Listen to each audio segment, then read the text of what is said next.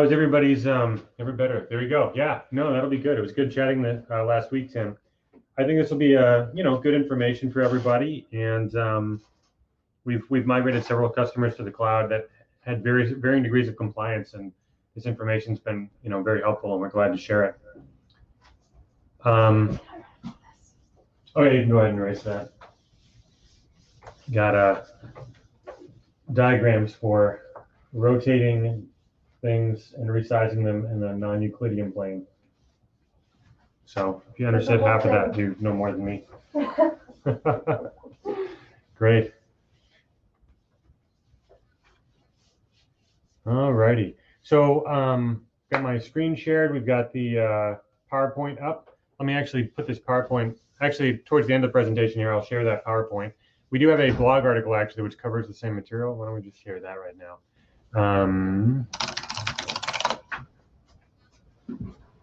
Blog.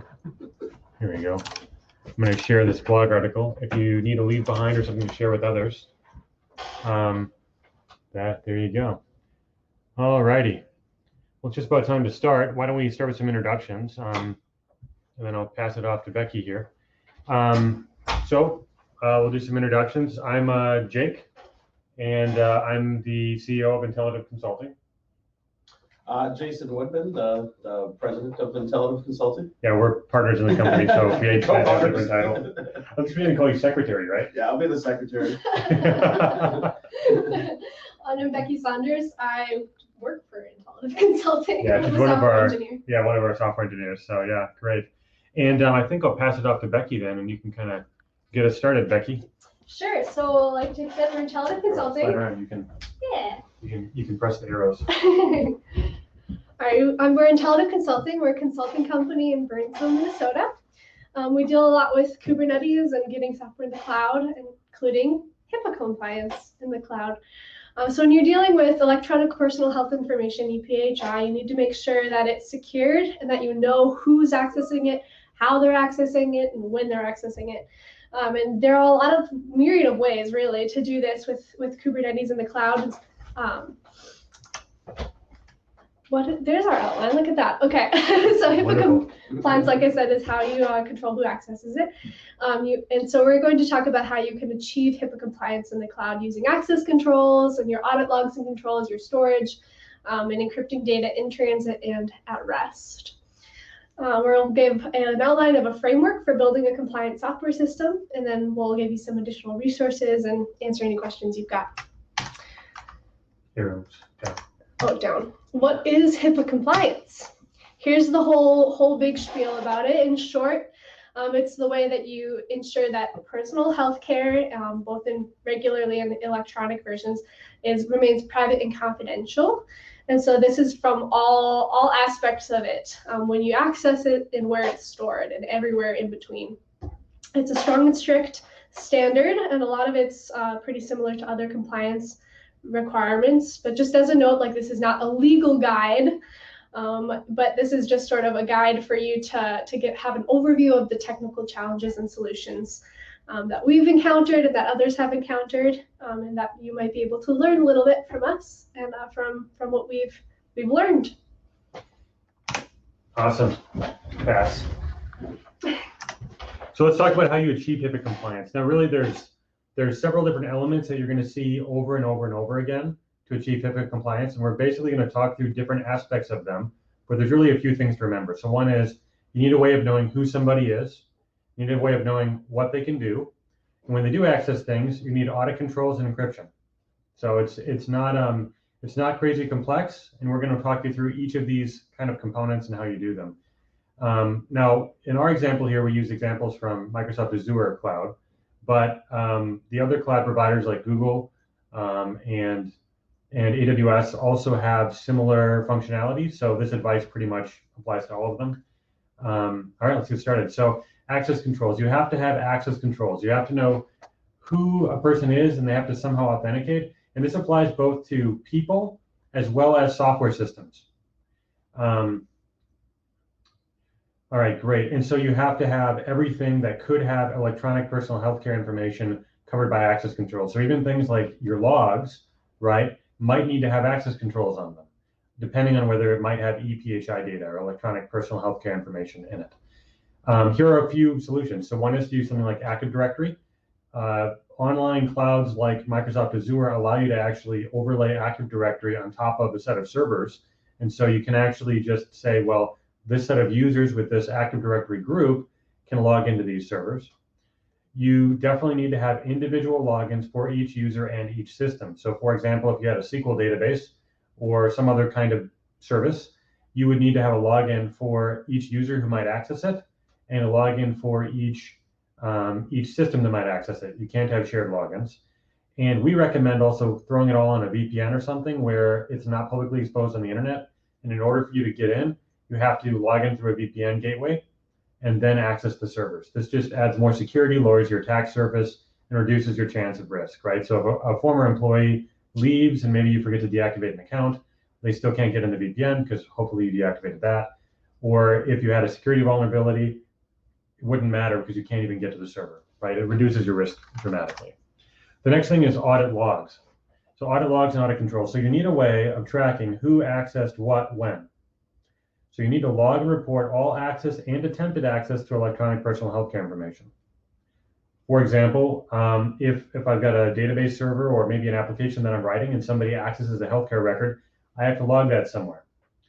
I need to retain those logs, and I need a process for searching or at least being able to audit them. They need to go somewhere. They can't get destroyed after 7 days. They have to go somewhere so that if an auditor came in and said, hey, somebody's healthcare records got leaked, we think it was your fault, they'd have the ability to look over your logs and prove that you did or did not release that information. You could write your software to do this logging, or you could do things like overlaying in a load balancer or in an Apache web server, overlaying and tracking all access using its existing logs. Certain kinds of server logins support audit logs by default. You simply have to enable them and then back those logs up. Tools like Azure Monitor or Elasticsearch Log/Kibana or ELK, basically log aggregation tools, are very helpful in this regard, but it's important to remember that they usually drop off your logs after a week or two, so you do have to enable some kind of log archival process whereby you take those logs and put them in some kind of long-term storage. It's not uncommon to have some kind of file storage, right? To have something like a healthcare file or maybe a X-ray scan or something, and that also is electronic healthcare information, so you actually have to store that in a secure way. So you need the access controls, you need audit logs, and you need to make sure that the data is protected from being altered or destroyed in an unauthorized manner. So you need backups, right? Now, if you're using the cloud, there's a few ways to do this that are actually pretty easy.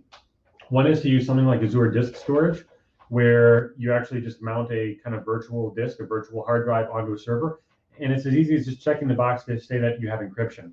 By checking that box, you guarantee that if somebody stole that physical hard drive in the cloud and walked off site, they wouldn't be able to access the data because it would be encrypted. Tools like Azure Blob Storage and Office 365 can be configured in HIPAA compliant ways. That's if you're not really writing custom software, or if you're kind of in a semi-custom mode, you could push the files to blob storage or push them into, have people drag and drop them into Office 365. But again, you have to enable access controls and audit logs. But you could actually use those in a HIPAA compliant way without actually writing any code. So if you're like a small clinic or something, you might be able to configure them in a way that is compliant if you use them correctly. All of these options offer encryption and access controls. And the final one I'll cover before passing it off to Jason is structured data storage. So things like SQL databases. This is very common. Almost every single custom software system has a SQL database. So this is a common issue. Obviously, you have to have, again, access controls and audit logs. They offer actually, if you're using Azure or others, they offer integration with Active Directory or some other directory system where you can actually have individual logins per individual. You have to enable SSL encryption. By default, they actually allow unencrypted connections, which is a big no-no with HIPAA. You have to actually force everybody to log in with encryption. You cannot be sharing logins, so you can't have a generic admin login and share that with the entire office. That will not work. You have to enable access logs and back those up. You should set up strict network policies so that nobody on the internet can even open a connection to the server. Again, you should put it behind a VPN. And I'll just emphasize this again, you have to have individual logins both for users and for systems. It's not crazy, it's just a matter of setting it up correctly. But if you do it right, you can be compliant and still use these kinds of managed tools. Pass it off to Jason now.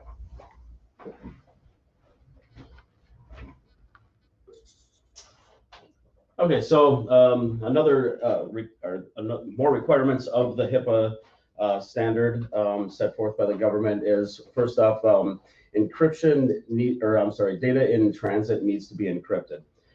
So anything beyond the internet, the firewalled server on the internet, meaning as soon as it hits the network, must be encrypted. There's specific requirements around the type of encryption and ciphers that we have that need to be implemented. Those are pretty well documented. They're also pretty complex and beyond the scope of this presentation. But there are some resources that we could share with you if you wanted to look further into that. And I think our blog article has some links to some additional resources. So sure, I posted that in the chat channel. Okay, yeah, and our blog article does have some links to some of those additional resources if you want to get real geeky and start digging into things like TLS ciphers and that sort of thing. But there are some guidelines set forth by the government bodies for that. So the way we can do that is, the way we can accomplish that are services, managed services with load balancers, blob storage. Many of these things all support SSL. And some both asymmetric and mutual encryption in different scenarios are used. If you need to enable encryption between legacy applications, most of the time you're either going to have to write code to bring those up to the standard with the encryption requirements. Or there's other things like Istio in the Kubernetes world, which I'll cover here a little in a couple more slides, that can help do that in a low code type manner. The other encryption requirement is encryption at rest. And HIPAA, just to be clear, HIPAA doesn't require encryption at rest, but we cover it because a lot of things do, right? Like PCI. Right. And it's just generally a good idea for physical protection against, or for protection against someone physically walk away from the disk, as Jake mentioned earlier.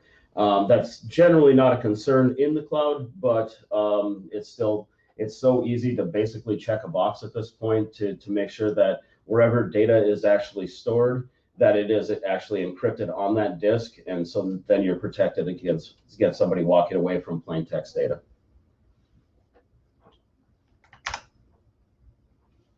Implementing compliance software. So we have a lot of experience here using Kubernetes in the cloud. That's certainly not the only way that this can be accomplished, but we wanted to share a little bit of our experience of how we've accomplished that. For those of you less familiar with Kubernetes, just a high-level overview is it's an orchestrator for containerized software that's deployed in a clustered environment. And some of the challenges that come with clustered infrastructure is that you don't necessarily know where a particular workload or application is going to be running. And so it's a little bit harder to implement some of the standards that the HIPAA compliance sets forward, because everything's automated, so you're not able to just statically assign identities and certificates to specific resources and nodes, and also infrastructure could also be shared across multiple applications that have access to different types of data as well. So what we have done to accomplish that in Kubernetes is we have used what's called a service mesh. Istio is the one that we have chosen to use many times, though there are many others. And what we're able to do with actually, I think that's on the next slide here, shows a little bit more of technically how this works. Is basically what we're able to do, because we don't know exactly where a workload is going to be running on potentially thousands of different nodes, and those different nodes have to communicate with each other sometimes over the public internet. The one thing that we have to do is we have to make sure that all the encryption between the nodes is actually encrypted as well. And so then your traditional SSL just coming in from a user does not necessarily cover you with that. That would be considered northwest traffic, and you could cover that with SSL, which most will, but you also have east-west traffic where multiple services might be talking to each other within a clustered environment, and potentially across the public internet. And so what we're able to do is leverage things like Istio and a service mesh, where we're basically injecting a reverse proxy in front of all of the services that intercepts all of the traffic that can terminate mutual TLS certificates. And with mutual TLS, not only do we can implement the encryption cipher set forward by the HIPAA compliance standards, but we also can accomplish authorization. So each service can know the other service that's requesting the data, and also and authenticate that it is authorized to do so. In that, I think so we have some additional resources here. I guess at this time we can open it up for some Q&A. Yeah, we do that. Oh, we have one other thing before we do that. So one is that we are also offering a free hour of architecture consulting. So if you fill out our contact form on intellitive.com, we're happy to sit down with your company. If you have a need, or you have a client with a need to basically be HIPAA compliant, we're happy to sit down with you for an hour and basically coach your team on how to accomplish the task. Let me stop sharing my screen here.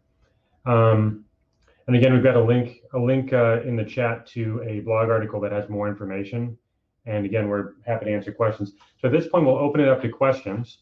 If you can just type a question in the chat, or if you want to share your screen, you can also request to do that. And we're happy to answer any questions anybody has.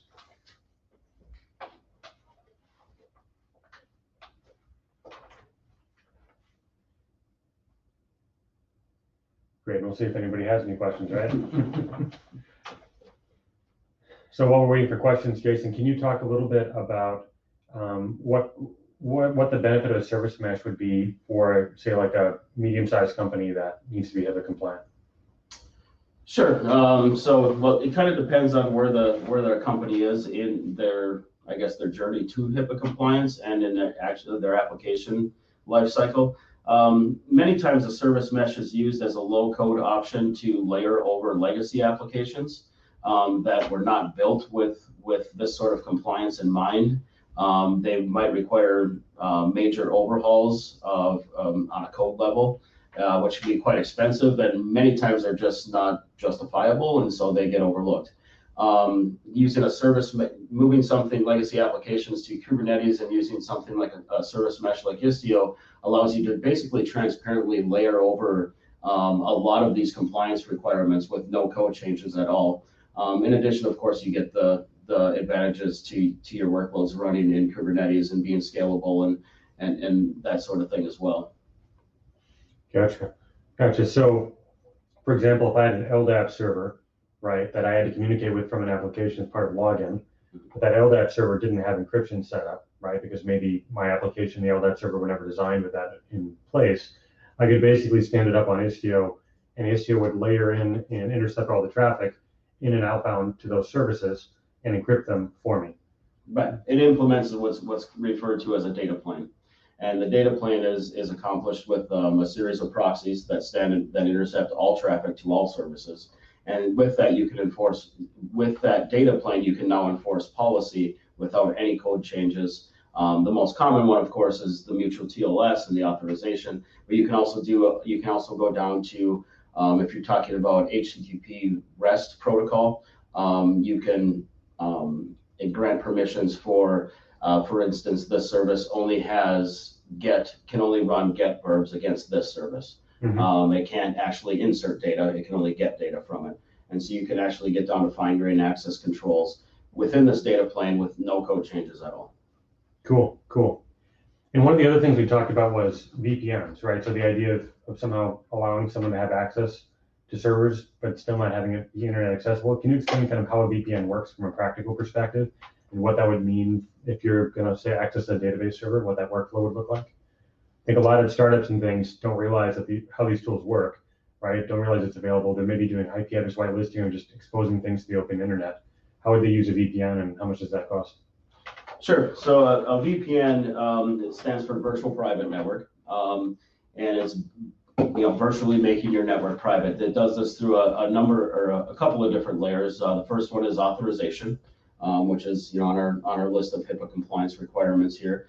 And so you're going to probably typically tie it into some sort of identity provider that is where the actual network layer is able to authenticate you, your user, and understand who you, make sure that you are who you are saying who you are. And then the bigger thing is that what it does is it enables encryption on that virtual network as well. So all traffic can be, that's going in between all the services or VMs or load balancers or all the different potential objects that you have on this network, all traffic is encrypted. There's multiple encryption options for VPNs, and once again, that probably gets a little bit beyond the scope of this, but when you get in the HIPAA compliant world, there are some suggestions and recommendations from the government bodies on the type of ciphers that you would want to implement on that VPN. But as you mentioned before, the main goal here would be to greatly reduce your attack surface of your on the network layer of your systems. So if I'm like a developer digging into an issue in production, I would have to boot up the VPN client on my computer, point it at Microsoft or Amazon or wherever my VPN gateway is, log in, and then it basically would take over my network traffic on my computer and route it all through that VPN gateway, right? Yeah, typically that's what would happen is it would push all network traffic through what's called the VPN tunnel. When you quote unquote log into the VPN, when you log into the VPN, what happens is there's a handshake between, typically there's a handshake between certificates, and that authorizes, not only encrypts the tunnel between the client and the gateway that you mentioned, but it also makes sure that you are who you say you are. And so from there, then all your internet traffic is pushed through this, what's called a tunnel, and we can ensure that all communications are encrypted and they are only being viewed and accessed by who's authorized to do so. Interesting. Okay, cool. And then, so then if I was running an old server, maybe an old version of Windows or something on a server that has a major vulnerability that Microsoft's never going to patch, as long as it's not internet accessible, the degree to which someone can break into that is very small, right? You've greatly reduced your attack surface, right? You may not have necessarily, depending, there's usually going to be software on there, and as soon as there's software on there, means that there's potentially a way in, but you've taken your network layer and you've basically closed it down, and you've guarded yourself against most of the most common attacks that known on the internet. Makes sense. Great. Well, let's see. Any final thoughts here? Oh, one of the things that we wanted to bring up was if you kind of the cost of non-compliance, right? So the cost of compliance, as you've seen here, is not necessarily especially large. It's just a matter of configuring things right and having processes in place to control access.